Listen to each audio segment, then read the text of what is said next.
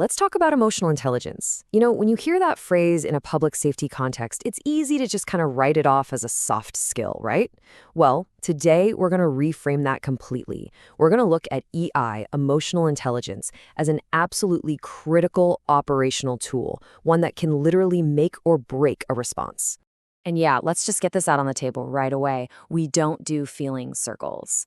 I mean, how many of you have heard something like that? It really gets to the heart of the culture. The job is about action. It's about control. It's about walking into chaos, not sitting around talking about feelings. And you know what? That's a totally fair place to start. But what if we've been looking at this whole thing the wrong way? Because this is what we're really talking about. This slide just flips the whole script.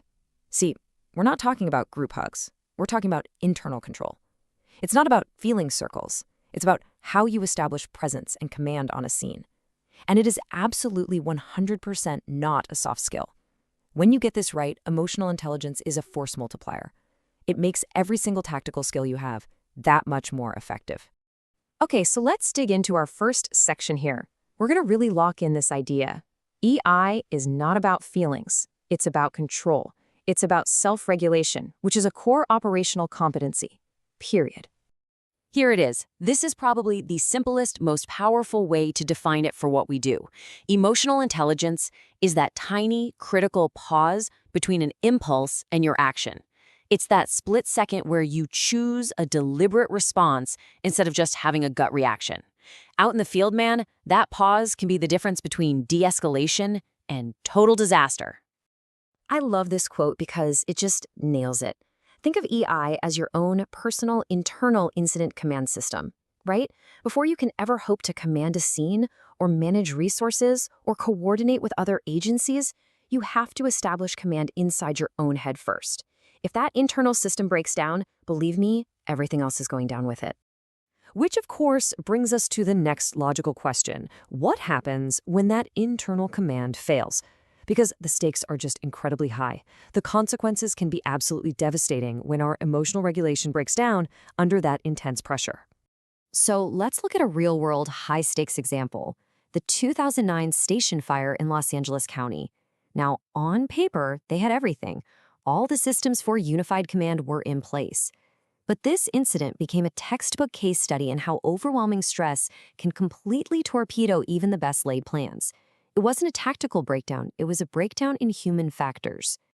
As that fire got worse and worse, you can just see how the failures cascaded, one after another. The stress overloaded the teams. Suddenly, information wasn't being shared clearly. Critical decisions, like evacuations, were getting delayed. You had agencies working in silos, right next to each other but not with each other.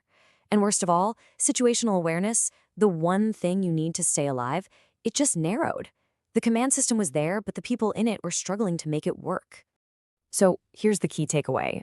When they looked at it afterwards, the after-action report showed everyone was working incredibly hard, taking huge risks.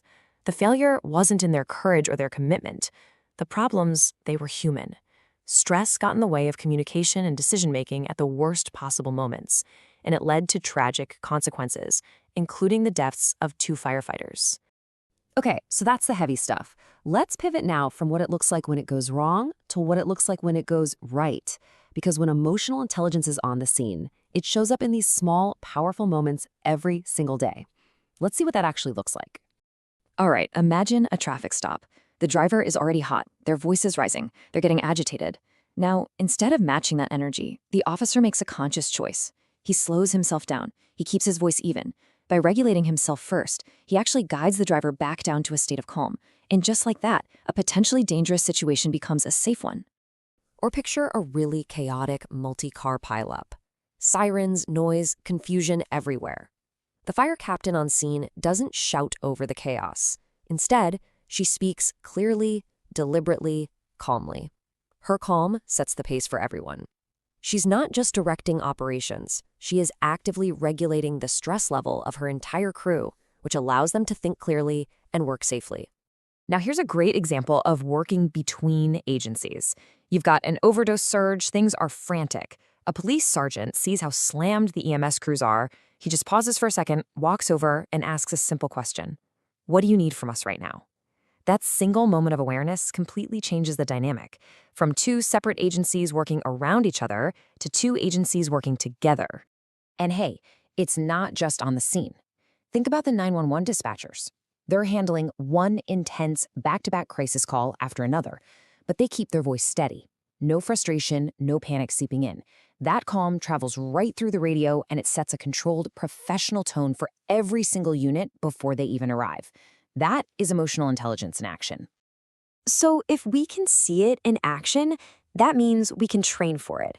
This is so important. This isn't some personality trait you're either born with or you're not. It's a professional skill.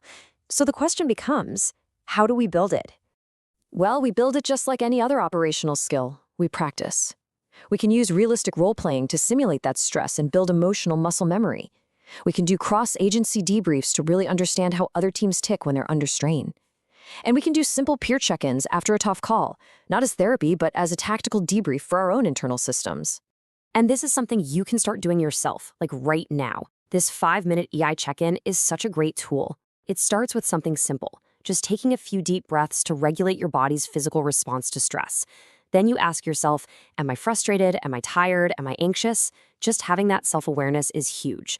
You can do this before a shift, after a call, literally anytime. It's about building that habit of internal readiness. Just take a look at the other steps here. They're simple, but they're incredibly powerful. But to really get why this all matters so much, we have to look at the other side. Let's talk about the cost of what the source material calls emotional blindness and the real damage it can do. The author shares this really powerful story. He was a young detective, and he'd been running on fumes for weeks, working a string of burglaries. He was totally exhausted. He walks into the office, and his supervisor pulls him aside. But instead of saying, "Hey, good work," he says this. He compares him to his father and then just tells him to get your head out of your ass. And that moment, he says, stuck with him for decades. Yeah, the job got done, but that one interaction just made him feel small, devalued. That is the true cost. See, a failure of leadership like that, it doesn't just create a bad memory. It crushes a person's potential. It creates resentment. It weakens the entire team from the inside out. You don't just risk the mission, you risk losing good people. And that brings the responsibility right back to every single one of us, whether you have stripes on your sleeve or not. Everyone on a call has an influence on the emotional tone.